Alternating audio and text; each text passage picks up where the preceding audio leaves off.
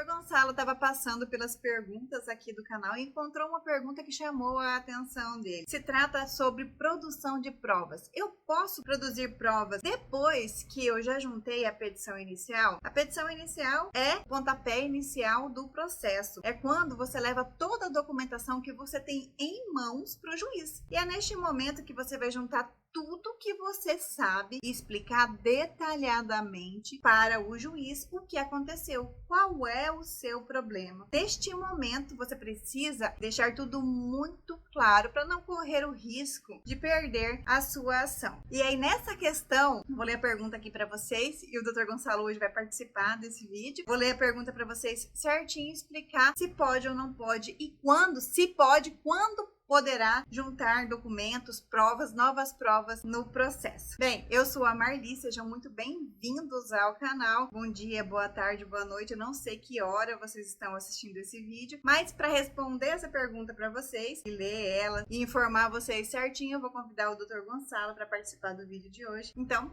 vamos lá. Olá, como a doutora Marli havia dito, eu sou o Gonçalo, sou advogado também. Somos sócio aqui do escritório Dantas e Silva Advocacia. A pergunta do inscrito no canal da doutora Marli, @DrickMaciel641, foi, como ela disse, chamou bem a atenção, que é com relação ao procedimento no processo civil. A pergunta dele diz o seguinte: estou com uma dúvida se posso apresentar uma prova em momento posterior ao da petição inicial.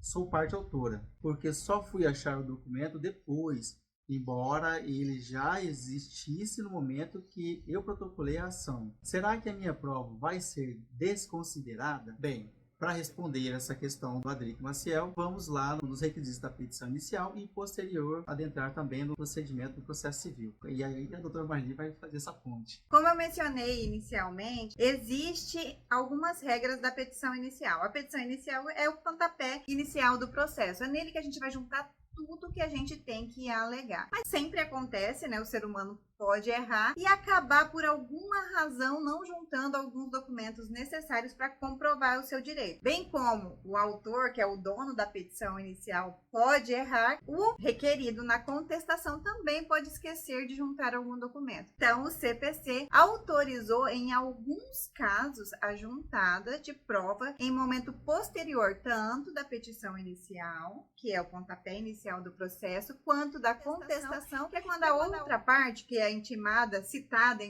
ao processo, vir se manifestar sobre a petição inicial, ela também pode esquecer. Por conta disso, liberou para os dois, tanto para o requerido quanto para o autor da ação, que neste caso é o Adric, que é o autor da ação, que juntou prova posterior à petição inicial. O CPC, no artigo 435, menciona as possibilidades. O Dr. Gonçalo vai detalhar aqui para vocês como é que funciona aí as possibilidades de juntadas de documentos e provas posteriores à inicial e à contestação.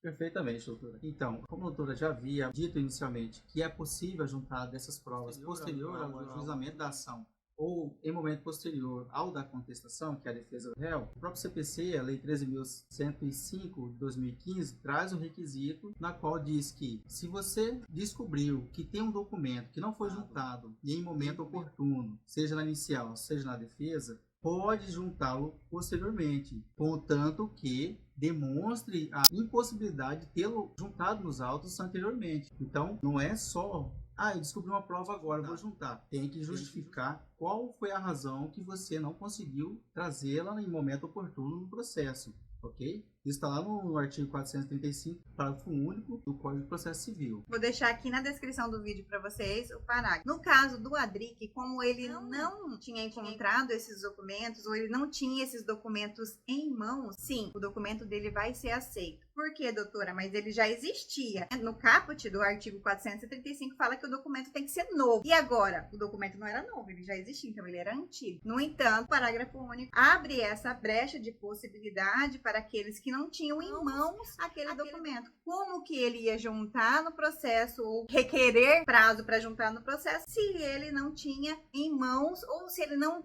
não tinha conhecimento ou não sabia onde estava, não tinha como provar, não tinha como ter aquele material em mãos para comprovar o direito dele. Então, provavelmente, sim, tipo 90% de chance que o juiz vai aceitar sim essa prova. Doutor, e se o juiz não aceitar, doutor, o que a gente faz? A gente quer juntar uma prova e o juiz fala assim, não vou aceitar essa prova. O que a gente faz? Bem, novo procedimento, processo civil. Aí é uma decisão, que é uma decisão interlocutória, não extingue o processo, só vai interferir a sua produção de prova. O recurso cabível, naturalmente, é o agravo de instrumento. Com certeza o Adric vai procurar o colega advogado que está fazendo a defesa dele, e o doutor vai tomar as providências cabíveis. Então, o agravo de instrumento cabe sobre quando o juiz decide de forma intermediária. Não é uma decisão definitiva, é uma decisão só que vai dar continuidade ao processo de forma normal. O Adric pode recorrer se ele negar a produção de prova e pode não recorrer. Prazo para o agravo de instrumento são 15 dias. E aí, a gente vai recorrer lá para os tribunais superiores. Eu gosto sempre de usar a analogia do agravo de instrumento para vocês entenderem bem, e porque eu entendi dessa forma, eu entendi essa reclamação que é o agravo de instrumento, analisando essa questão. O juiz indeferiu. Eu coloco o juiz no lugar da mãe, ou a mãe no lugar do juiz, que é quando, por exemplo, um filho chega e fala para a mãe, mãe, eu quero fazer tal coisa, você deixa eu ir? A mãe fala de imediato, não vou deixar você ir. Normalmente, o que os filhos fazem? Vão lá pedir para o pai.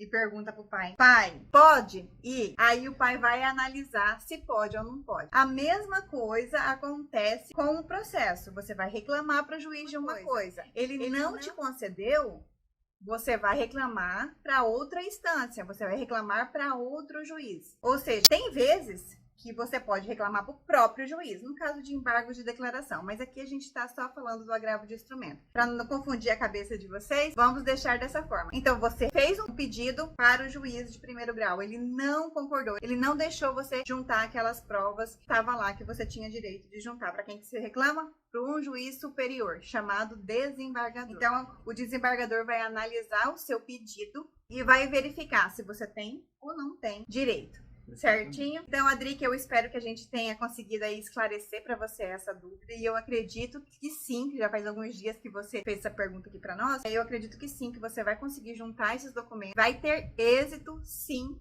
tanto na juntada quanto na sua ação. E se porventura você já juntou esses documentos e teve êxito, deixa nos comentários do vídeo, por gentileza. Isso, deixa mesmo aqui nos comentários pra gente ver que... Eu até mencionei aqui na pergunta que eu respondi pra você, eu até mencionei. Deixa aqui nos comentários se você assistiu esse vídeo. Gente, eu espero que vocês tenham gostado. Se gostaram, já deixa o like de vocês aí. Se vocês ainda não são inscritos no canal, aproveita e se inscreve, né, doutor Gonçalo, pra não perder nenhuma novidade. E até o próximo vídeo.